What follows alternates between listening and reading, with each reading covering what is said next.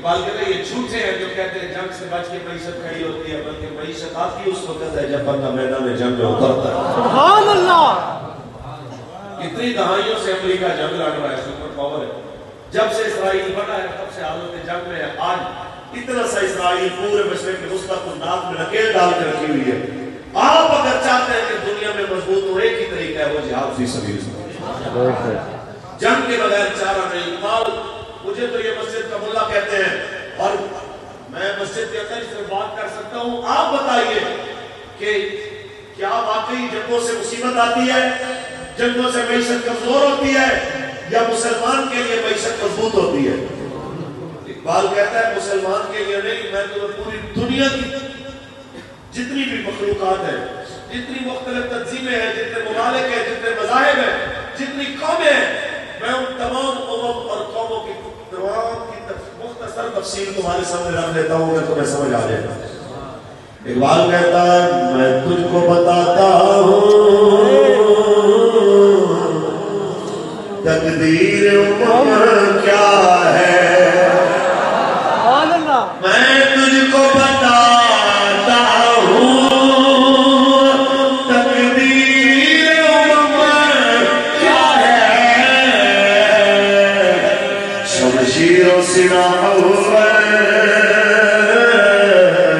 طاؤس و رباب آخر،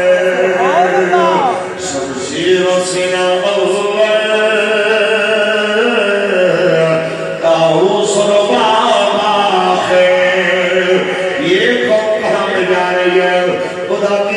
دل خون کے آنسوؤں میں دل جگہ پہ آیا،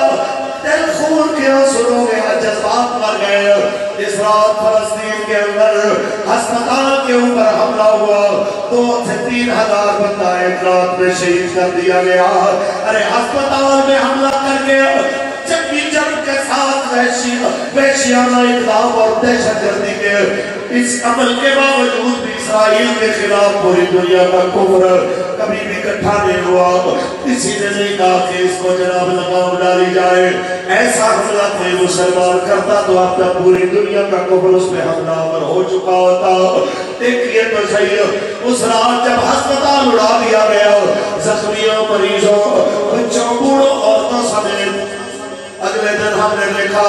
ہماری مسلمان پاکستانی قوم ان شہیدوں کو زیادہ نہیں رو رہی تھی، بلکہ انڈیا اور پاکستان سے وہ مائے ہارا ہوا میچ اس کے اوپر افسردہ نظر آ رہی تھی۔ جس قوم کو میچ ہارنے کا درد ہو اور اپنے بچوں کے مرنے کا درد ہو، جسے میچ ہارنے کا دکھ ہو، ماں بیٹیوں کے بے پردہ ہونے کا دکھ نہ ہو، جسے میچ ہارنے کا درد ہو اور اپنی بیٹیوں بہنوں کی جناب اعلیٰ عزت و عصمت کا درد نہ ہو، میں اس بندے کو کہنا چاہتا ہوں کس منہ سے آپ رسول اللہ کے سامنے جاؤ گے، کس منہ سے سرکار کا سامنا کریں گے؟ میرے پاک نبی رحمت صلی اللہ علیہ وسلم آپ کے سامنے اگر اس شہید بچے نے شکایت لگائی، اس کے باپ نے شکایت لگائی جو جناب فلسطین کے اوپر گرنے والے بم کے نتیجے میں جب 2 ٹکڑے ہو گیا، کوئی حصہ کوئی پرزہ لگا اس کو جناب یہاں سے 2 حصے ہوا، ایک ٹانگوں والا حصہ الگ ہاتھ میں، دوسرا سر والا حصہ دوسرے ہاتھ میں، لیکن اس بچے کا باپ کیمرے کے سامنے یوں آ کے کہتا ہے ملت اسلامیہ کے حکمرانوں، میرے بچے کے ٹکڑوں کو دیکھ کے تمہیں اب بھی نہیں لگ رہا کہ اپنی جہاد کا وقت آیا ہے، یا میرے بچے کے 2 ٹکڑے دیکھ کے تمہیں اب بھی نہیں اندازہ ہو رہا کہ جہاد کا وقت آ گیا ہے، یا تو کلمہ نبی کا واپس کر دو جا کے گیا رسول اللہ ہم سے آپ کے کلمے کا بوجھ نہیں اٹھایا جاتا، اگر کلمہ رسول اللہ کا پڑھتے ہو تو پھر ایک بات یاد رکھو میدان میں تمہیں اترنا پڑے گا۔ حضور نے فرمایا مومن کی مثال ہے کہ جسد واحد کی مثال ہے، جس کا ایک حصے کو اگر تکلیف ہو تو دوسرا حصہ بے قرار ہو جاتا ہے۔ ہمیں اپنے گریبان میں جھانکنا پڑے گا،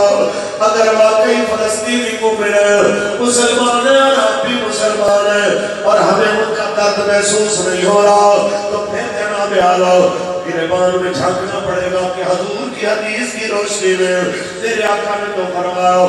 مومن کا مومن کی مثال جسد واحد کی طرح ہے، ایک حصے کو تکلیف ہو پورا حصہ ایک پورا بدن بے قرار ہوتا ہے۔ ہمارے پاؤں کے چھوٹی سی جناب پیارا انگلی کا ناخن اتر جائے، رات کو نیند نہیں آتی، چادر لگ جائے، کپڑا ذرا سا لگ جائے، چیخ نکل جاتی ہے،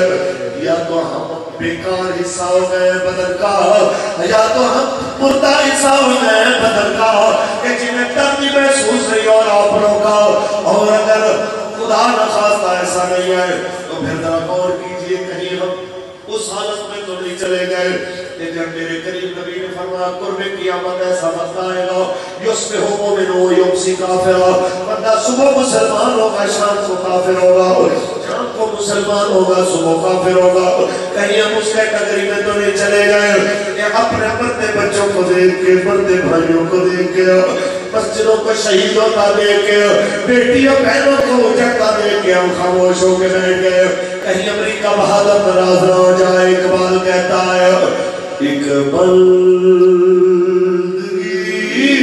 خدائی، ایک بندگی گدائی، ایک بندگی خدائی، ایک بندگی